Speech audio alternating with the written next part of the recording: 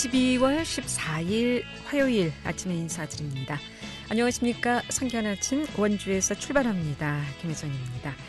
오늘 아침은 어제보다 확연히 추위는 덜합니다만 날씨가 많이 흐려 있습니다. 원주 지방 현재 기온이 영하 1도인데요. 한낮에도 7도까지 오르면서 예년 수준을 3도가량 웃돌겠습니다. 오늘 전국이 하늘빛 흐린 가운데 오전까지 중부지방에는 약하게 눈이 날리는 곳이 있겠습니다. 또 밤부터 중부지방에는 5mm 안팎의 적은 비가 내리겠고요. 오늘 낮 동안 추위가 많이 누그러지겠습니다. 하지만 주말에는 아침 기온이 영하 9도까지 떨어지면서 주말부터 다시 강추위는 시작되겠습니다. 오늘 준비한 소식입니다.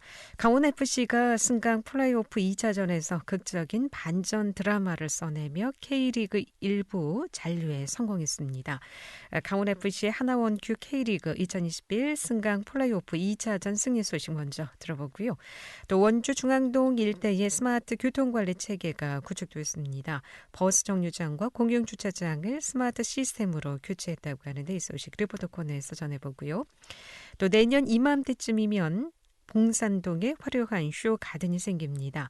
원주시 산림조합이 현 나무시장 부지에 가칭 SJ 그린타운을 조성할 계획이라고 하는데 원주시 산림조합의 봉산동 그린타운 조성 소식도 들어보도록 하겠습니다. 12월 14일 화요일 성견 아침 원주에서 출발합니다.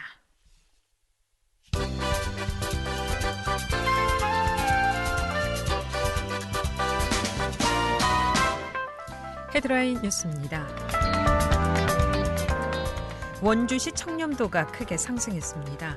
국민권익위원회의 공공기관 종합청렴도 측정 결과 원주시 종합청렴도는 8.18점 기록해 전체 5개 등급 중 2등급으로 지난해 4등급에서 2단계 상승했습니다. 도내에서도 가장 높은 등급으로 전국 시단위 평균 7.96점보다는 0.22점이 높았습니다. 원주시는 내부 청렴도에서 지난해 7.96점보다 다소 낮은 7.33점을 받았지만 외부 청렴도에서 지난해 7.18점 대비 18.2%포인트 오른 8.49점을 받았습니다. 영월군 보건소가 최근 보건복지부 주최의 제13회 지방자치단체 건강증진사업 성과대회에서 디지털 헬스케어 부문 우수기관에 선정돼 보건복지부 장관 표창을 수상했습니다. 보건소는 만성질환 건강 위험 요인이 있는 주민에게 모바일 앱을 활용해 보건소 의사와 코디네이터, 간호사, 영양사, 운동 전문가 등의 맞춤형 건강관리 서비스를 제공해 호평을 받았습니다. 평창군 내 저소득층의 에너지 효율 개선을 위한 공동사업이 완료돼 지역 소외계층의 에너지 복지가 강화됐습니다.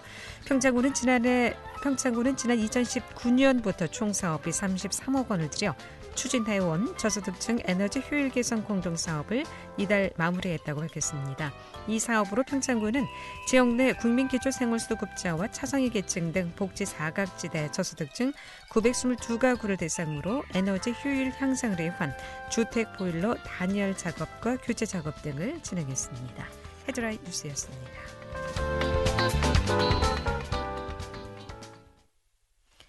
네, 프로축구 강원FC가 K리그 1부 잔류 여부를 결정하는 승강 결전 2차전에서 대전 하나시티즌의 4대1로 이겨 K리그 1부에 극적으로 잔류하게 됐습니다. 이 소식은 강원일보 문화체육부 김지원 기자 연결해서 얘기를 좀 듣겠습니다. 김지원 기자, 안녕하십니까?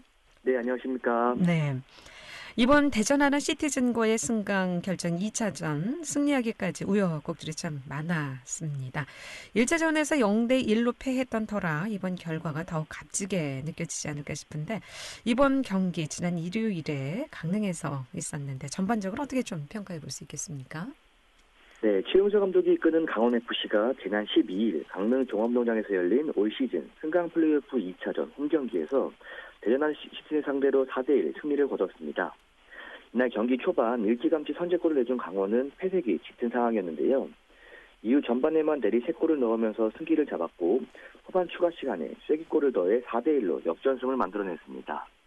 이로써 1차전에서 0대1로 1패를 떠안았던 강원은 이날 대승을 통해 1, 2차전 합계 스코어 4대2로 앞서 득실차 5위를 점하며 마지막 남은 1부 리그 티켓이 걸린 끝장 승부의 주인공이 됐는데요.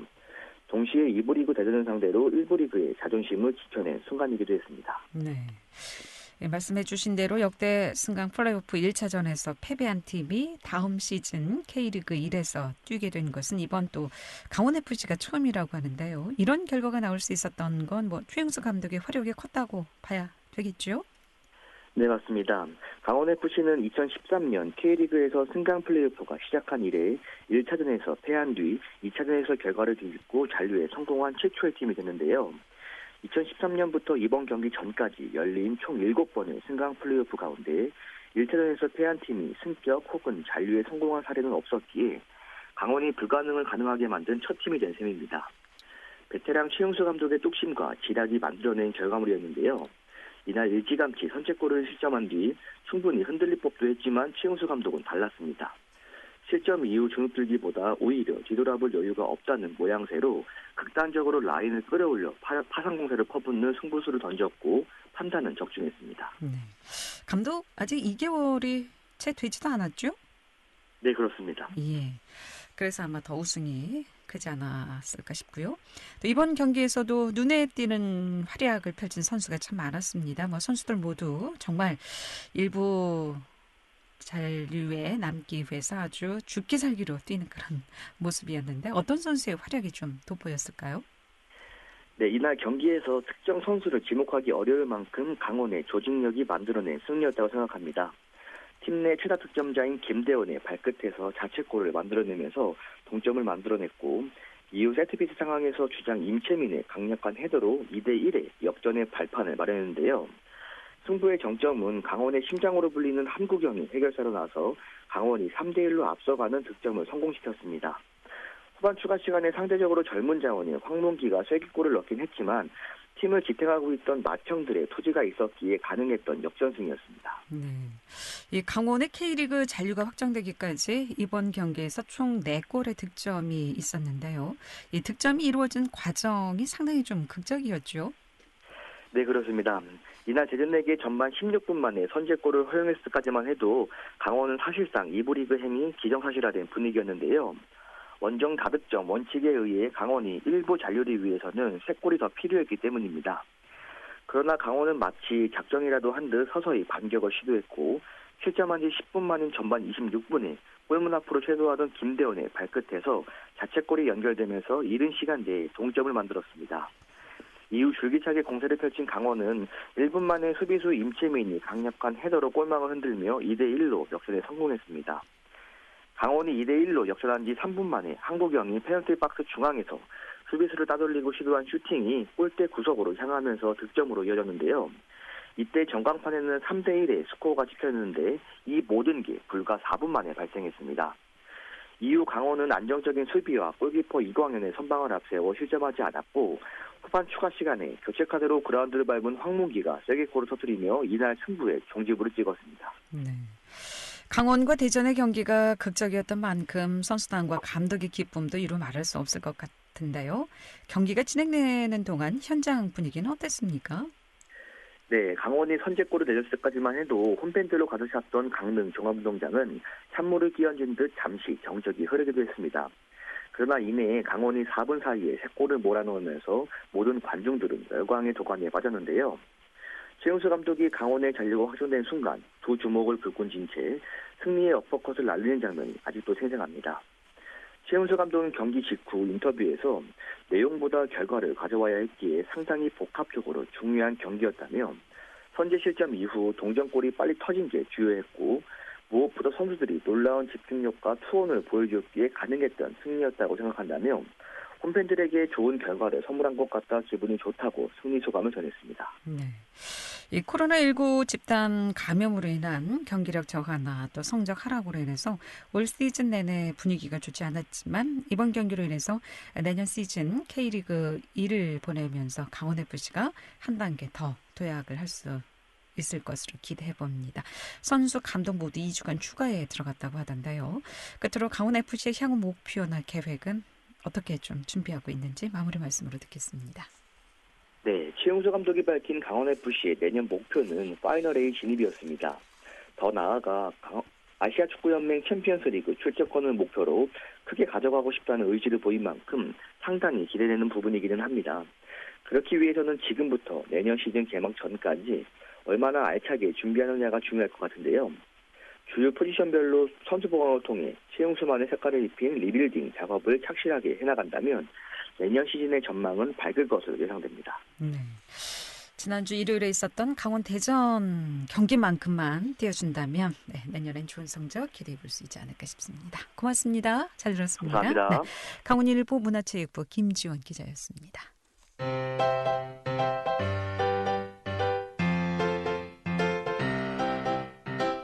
KBS 원주방송국이 유튜브 다시 듣기 서비스를 실시합니다. 매일 아침 강원 영서남부권의 뉴스와 정보를 전해드리는 상쾌한 아침 원주에서 출발합니다는 KBS 원주라디오 유튜브 채널을 통해 다시 들을 수 있습니다.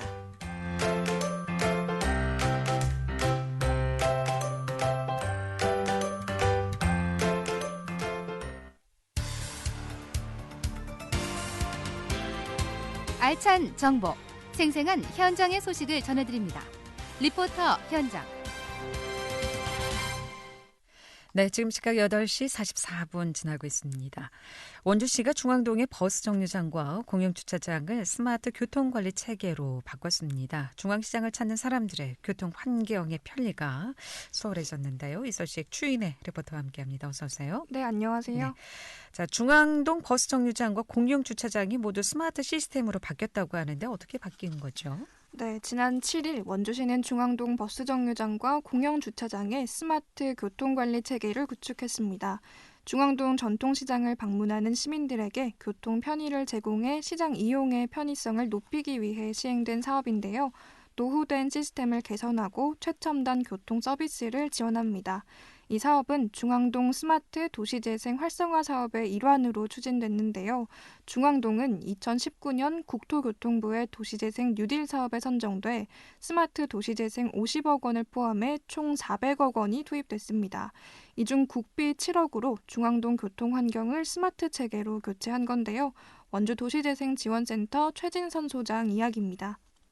시장이 여러 개 있는 이 중앙동 지역에 방문하시는 시민분들이 다양한 교통 편의를 제공하고자 이제 스마트 교통 관리 체계 사업을 시행하게 되었습니다.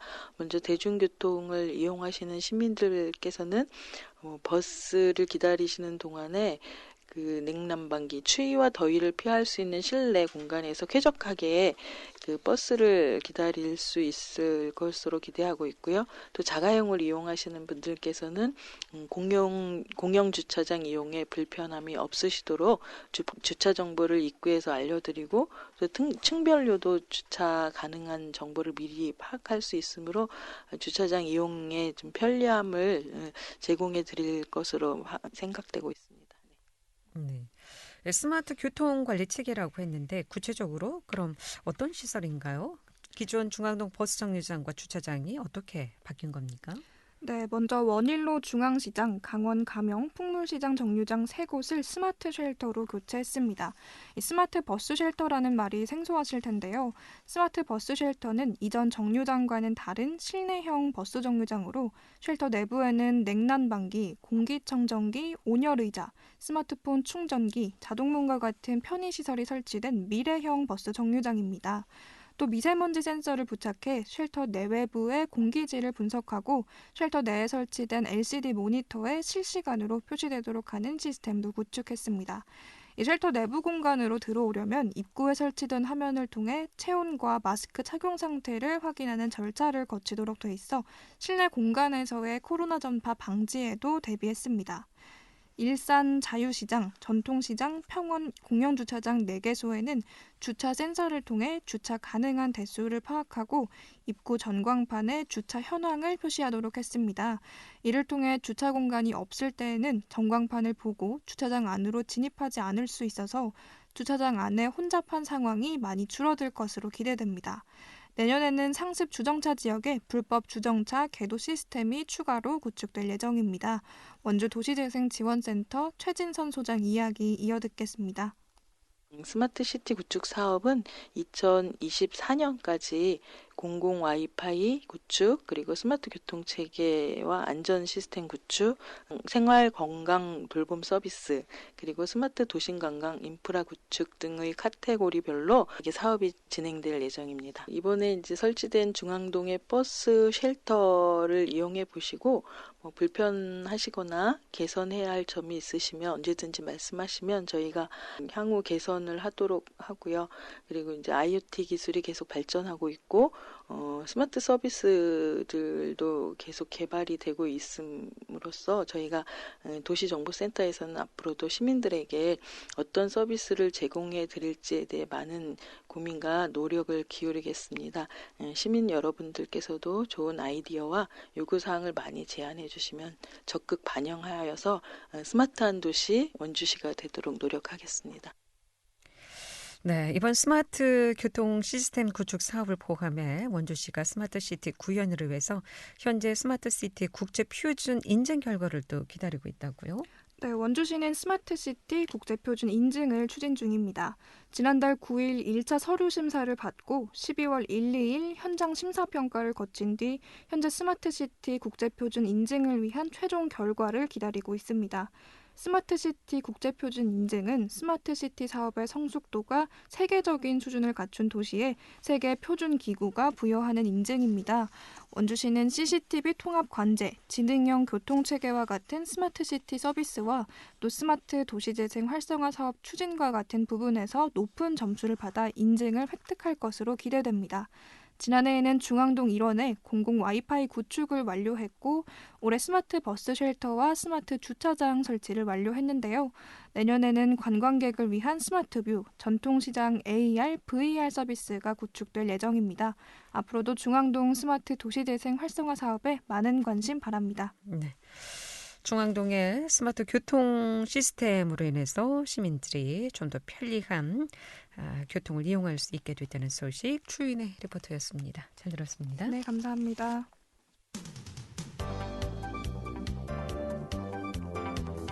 생생한 현장, 유익한 생활 정보를 전해드리겠습니다.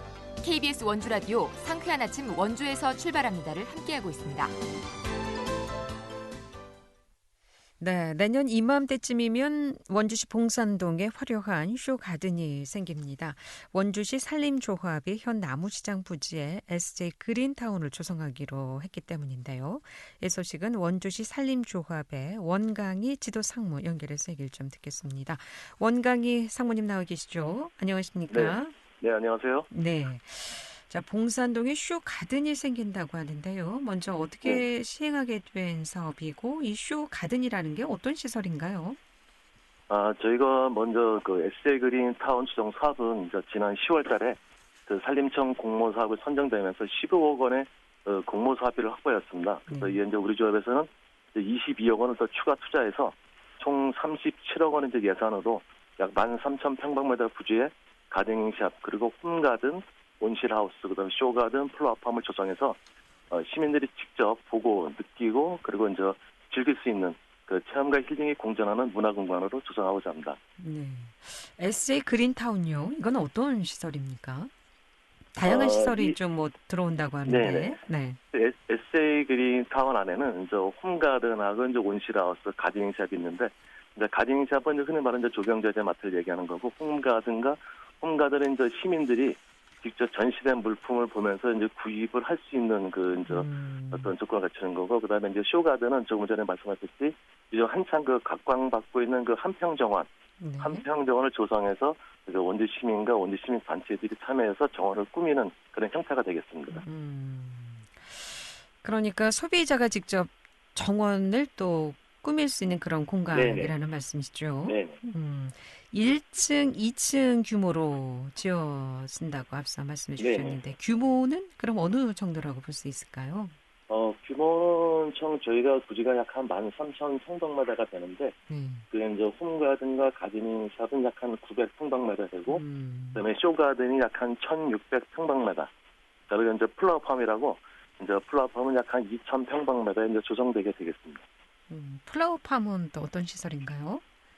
플라워팜은 요즘 한창 이제 그 아마 많은 시민들이 봤을 것 같은데요. 어떤 제주의 어떤 보르마처럼 어떤 이제 그 이제 초화류를 심어서 그걸 관광화 시켜서 직접 거기서 물건을 이제 구입할 수도 있고, 그 힐링할 수도 있고, 어떤 이제 즐길 수 있는 그런 공간을 조성하는 게 이제 플랫폼이 되겠습니다. 네. 그러니까 1, 2층에 이제 실내 쇼 가든이라든가 플라워팜, 네. 조경 자재마트, 또 뭐 네. 로컬푸드 직매장도 들어온다고요? 네네. 로컬푸드 직매장은 현재 저희 바로 건너편에 그 동부서라면 418번지에 있는데, 그건 현재 약 한 2년 후에 이제 옮길 계획을 지금 저희가 수립했습니다. 예. 사시사철 정원을 즐길 수 있는 이제 힐링 공간이 될 네네. 것으로 기대하는데 빠른 시일 내에 좀 만나봤으면 좋겠는데 내년 이맘때쯤 오픈 계획이죠? 공사 일정은 어떻게 예상돼 있습니까? 저희가 현재 그 기본 계획은 이제 수립이 돼 있고요. 네. 그다음에 이제 얼마 전에 이제 원주시로부터 이제 주차장 그 설치에 대한 그 인허가를 받아서 현재 진행 중에 있습니다. 그리고 이제 본격적인 이제 조성 사업은 내년 3월 시작해서 이제 12월에 이제 조성 사업이 완료되는 것으로 계획되어 있습니다. 봉산동이라고 네네. 했는데요. 봉산동 어느 지점입니까? 저희가 이제 봉산동에 이제 그 나무시장 지점이 있는데요. 이제 네. 주소로 말씀드리면 이제 동군서람로 418번지 되겠습니다. 네. 이 쇼가든 조성과 함께 조합 본점 이전도 함께 추진되고 하는데요. 향후 운영 계획은 어떻게 돼 있습니까? 현재 이거 이제 SA 그린타운이 완공이 되면 이제 많은 시민들이 이제 방문할 것으로 기대하고 있는데요. 저희는 이제 향후 이제 우리 조합에서 이제 부지를 더 이제 확보해서 이제 쇼가든을 좀 대형화시켜서 보다 많은 시민들이 참여할 수 있는 공간을 확보해서 시민들에게 더욱더 가까이 갈 수 있는 산림조합이 되도록 할 계획입니다. 그럼 시민들이 이 시설을 어떻게 좀 이용할 수 있습니까? 저희가 지금 계획은 아까 이제 쇼가든에는 이제 어떤 시민들이나 시민단체들이 이제 조성한 그 이제 공원을 이제 무료로 이제 체험할 수 있고 또 입장료 없이 입장료 없고 그리고 이제 그 공간을 어떤 시민들의 어떤 문화 공간, 어떤 행사도 할 수 있는 그런 공간을 저희가 무료로 제공할 계획을 가지고 있습니다. 지금 사진으로 저도 이제 기사를 보고 있는데 아주 참 예쁘고 아름답게 잘 조성될 것으로 기대합니다. 네, 고맙습니다. 이런 시설에서 그럼 차도 마실 수 있고, 또 집에 이런 또 뭐 쇼가든을 좀 설치하고 싶을 땐 이런 모델을 보고 또 도움도 받을 수 있을 것 같나요? 자, 끝으로 이번 쇼가든 조성과 본점 이전으로 어떤 성과를 좀 기대해 볼 수 있겠습니까? 지금 원주에서는 이처럼 그 공원하고 정원이 함께 또 공존하고 그리고 시민이 직접 참여하는 공간은 지금 거의 없는 것으로 저희가 알고 있습니다. 그래서 우리 이제 산림조합에서는 이제 본점을 함께 이제 함으로 인해서 이제 보다 많은 시민들의 의견을 이제 현장에서 직접 듣고 그 느낌으로 해서 시민들과 함께하는 그런 산림조합이 될 것이라 기대하고 있습니다. 내년 정확하게 몇 월쯤 될까요? 지금은 계획은 지금 내년 한 12월 10일 정도 저희가 계획을 잡고 있습니다. 12월. 내년 말에 들어설 SJ 그린타운 기대해 보도록 하겠습니다. 고맙습니다. 고맙습니다. 잘 들었습니다. 고맙습니다. 정말 원주시 산림조합의 원광희 지도상무였습니다. 12월 14일 화요일에 보내드린 KBS 원주방송국 상쾌한 아침 원주에서 출발합니다. 오늘 순서 여기까지입니다. 라디오 다시 듣기 서비스는 유튜브 채널을 통해서 다시 들을 수 있습니다. 지금까지 구성 문수연, 엔지니어 한대희, 제작 진행의 김혜정이었습니다. 안녕히 계십시오.